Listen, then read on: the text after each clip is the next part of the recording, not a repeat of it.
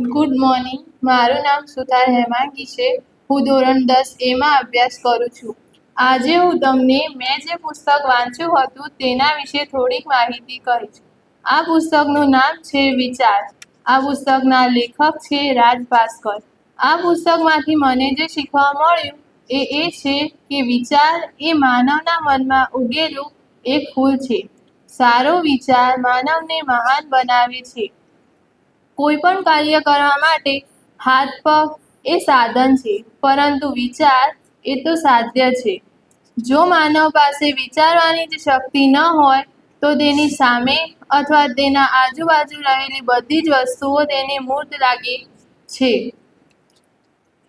આપણે કોઈ પણ માનવનો આદર તેના શારીરિક દેખાવ પરથી નથી કરતા, પરંતુ તેનામાં રહેલા વિચારોને લીધે જ આપણે એનો આદર અને એને માન આપીએ છીએ.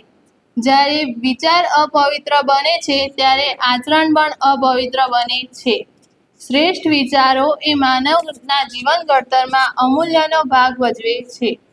દર્પણ એ માનવનું મુખ બતાવે છે, પરંતુ તેના વિચારો એ માનવનું આચરણ નક્કી કરે છે. તેથી જ તો કોર્ટને કહ્યું છે કે એક સારો વિચાર એ અનેક ખોટા વિચારોને દૂર કરી દે છે. વિચાર એ માનવના મનમાં ઉગતું એક એવું બીજ છે જે માનવના જીવનને રળિયામણું બનાવી દે છે.